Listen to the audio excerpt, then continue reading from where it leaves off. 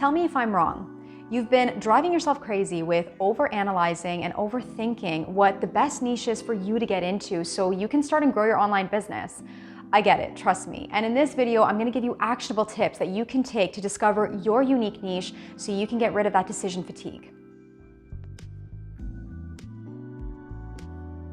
Hi guys, welcome back to my channel. If you're new here, my name is Sandra and I talk all about creating and selling digital products online while growing your online business and presence. If you're into that kind of thing, definitely subscribe to my channel and hit that bell to be notified when I post a new video every Tuesday. After pivoting my niche more times than I like to admit, I finally landed on my profitable niche that has not only allowed me to generate more revenue, but I absolutely love doing it. So in this video, I'm giving you simple, actionable tips that you can take right away to help you figure out which direction you should go in. Make sure you stick around for steps 4 and 5 because that's what really did it for me and helped me to narrow down my niche. First, let's talk about what is a niche and why is it so important to niche down? Well, it really comes down to 3 key components, which is who is your target audience? So who are you trying to serve? What is the problem they have that you're trying to solve for them? And what solution are you offering to solve that problem? There's more that goes into it in terms of what is your unique selling proposition, so your USP, basically what differentiates you from competitors? Why should they come to you as opposed to going to your competitors? And what are you promising them if they were to invest in your product or service? But right now, we're gonna keep it simple and focus on those 3 components. Now, why is it important to niche down? Well, first of all, you wanna be the go-to expert for something. You want people to follow you on social media or subscribe to your YouTube channel for a certain reason. If you are constantly posting on completely different topics, then people are gonna be very confused on what you have to offer. On top of that, when you specialize in something, you are getting to know your target audience intimately. So you get to know their pain points, their desires, and you can really figure out how to master that product or service that you are offering them, and therefore you're basically beating the competition. But if you're not narrowing it down, then you're trying to compete with absolutely everyone online, and you're not really mastering a very specific skill. Now let's be honest on why it's so difficult to choose a niche. As creative entrepreneurs, the shiny object syndrome is a real struggle. So we have so many ideas and we're constantly looking online at other people and other products and thinking, okay, I can do that. Why don't I just go for that? Or that person's really successful in doing this and I think I could do that, so why don't I just do that? And it's really hard to narrow our focus, right? That's totally normal. We all go through it, but the problem is we get stuck and we experience analysis paralysis. And at that point, we're just procrastinating. So let's get into the steps that you can take to narrow down your focus. Step 1 is brain dump. So brainstorm all the niche ideas that are coming to your mind. Don't resist it, just write down everything on a piece of paper on what you think you would enjoy getting into. So just right now, focus on some broad topics and categories, like maybe fitness and nutrition, beauty and skincare, small business tips like blogging tips. These are just examples that I'm coming up with, but write down what you think you would be passionate about and you would actually love to do. Now, once you've done that, move on to step 2, which is what are you actually good at? What are you an expert in? So be honest with yourself and take a look at the list that you've just written down and put a star beside each one that you think you have mastered. And if you can't figure out what you are an expert is, because a lot of the time we're so close to our zone of genius that we don't realize what we're actually good at, ask the people that are closest to you, ask your family and closest friends. What am I good at? What do you usually come to me for? When I did this, I was pleasantly surprised by the answers. People were telling me that I was very creative, that they come to me for graphic design projects, which I already knew, but I looked at that as a hobby. I didn't look at myself as an expert at it, but I decided to dig a little deeper, and that's why I decided to create a YouTube channel with graphic design tutorials and how to create digital products online. So again, put a star beside all of the ones that you think you are an expert in and other people are telling you that you have mastered. Now, number 3 is going to be a big one, but before that, comment below and let me know if this is already helping you narrow down the niche ideas that you could get into. Share it with me in the comments. All right, number 3 is market research. So now that you've narrowed it down to a few ideas that you would love to do and that you're actually good at, now's the time to figure out, is there demand for it? Are people paying for this specific product or service that you want to create? Now, in order to figure this out, the first step you need to take is figure out if you have competitors within this niche idea. And if you do, you've basically just validated the market because you've shown that there are experts already out there that are selling these products and services. Now, how do you figure this out? Well, take a look on social media. Take a look at what the experts are are writing about, what they're offering, and then go to search engines, go to Google, go to YouTube, Amazon, Etsy, and figure out what is selling right now, what is high on demand. So let's go through some specific examples. I'm gonna share my computer screen right now. So the first amazing search tool I wanna share with you guys is Keywords Everywhere. So if you look at the top here, I've got the plugin already installed. So if I just go to Google and I type in my specific niche, so that's graphic design tutorials for beginners, and I want to understand the demand right now for it, I can see the monthly searches, which is 720, which is not bad. And I can take a look at anything else that's populating, but for now, I'm just gonna click on this. And if I scroll down, I'm going to see on the side over here, Keywords Everywhere is populating related keywords that people are actually searching for.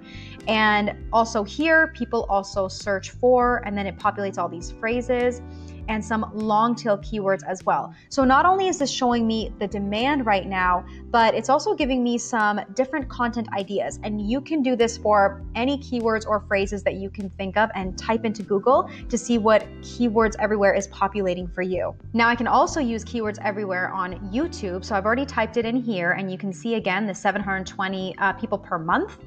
And what's great is I can see how many views every single video is getting. And this tells me that there's a lot of demand for it. So 2.7 million views for this video here, 1,634,000. So basically, I'm going to look at competitors within this niche and see that they're getting a lot of views, which means there's a lot of demand for this topic.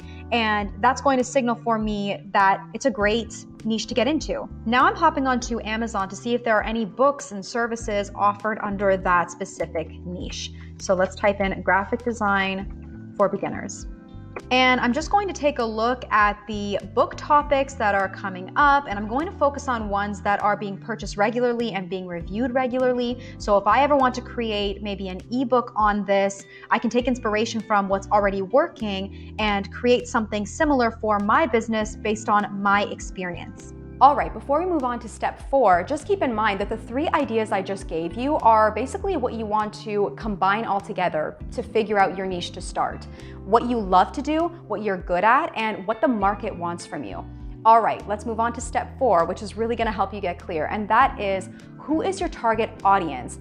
And can you see yourself serving them forever? This is what did it for me, because if you've watched any of my previous videos, you know that I started in the wedding industry. So my niche was wedding stationery for the modern bride-to-be. Now, as much as I loved creating wedding invitations, seating charts, menus, table numbers, and all types of stationery, I couldn't see myself serving brides for the rest of my life. Now, it's not because I had many bridezillas. I actually loved the clients that I had, but I wanted to scale my business and I just couldn't see myself serving brides forever. And then when the pandemic hit last year, I had to pivot my niche because the wedding industry died, and I started to serve small business owners, creating logos and business cards for them.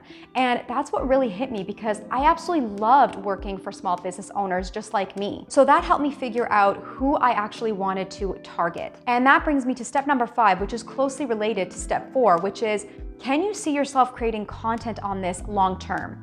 Keep in mind that you're going to have to be creating pieces of content every single week, whether you have a blog, an Instagram account, Pinterest, your email marketing, if you have a YouTube channel. So now is the time for you to look at all the niche ideas that you've narrowed down by now and try to write content for every single one of these ideas. It should almost be effortless to you. And on top of that, you want to love the content that you're creating. And that's kind of what also did it for me, because I just couldn't see myself building an email list of brides-to-be and writing to them on a weekly basis on the top 10 venues to have your wedding on a budget or whatever it is. I just didn't enjoy those topics. And that's what made me realize that I love creating content for small business owners, because I am one. And it's almost effortless to me to write to other people that are almost in the same position as I am. Now, keep in mind, you are not going to get clarity on your niche by overthinking and overanalyzing. You're going to get clarity when you take action. Like I mentioned, I've had to pivot my niche a few times.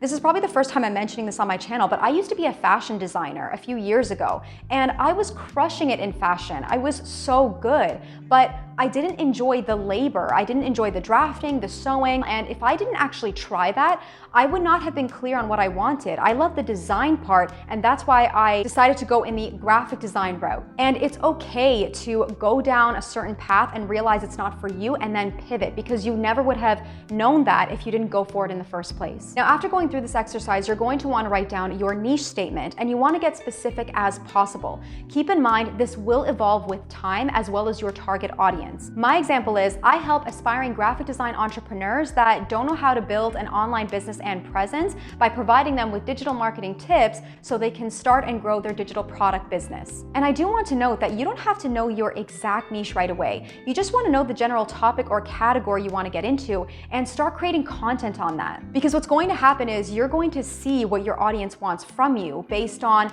the posts that are getting the most engagement or what's really resonating with people. That's going to help you eventually narrow down your niche. So hopefully this has helped you get a little bit more clarity, and hopefully it is motivating you to get out of that analysis paralysis, take action, and allow your niche to evolve with time. If you have not grabbed my free guide on 20 digital product ideas to sell online, be sure to grab that from the link in the description box down below. I will also link my Etsy digital product seller workbook in the description box down below. It will help you if you are starting off on Etsy and you want to create a printable shop. So take a look at it. It has 8 really helpful sections for you to get started on. If you found this video helpful, hit that like button and notification bell, and don't forget to subscribe to my channel before you go. Next, I recommend you check out my video on ways to make passive income online, as well as digital product marketing tips.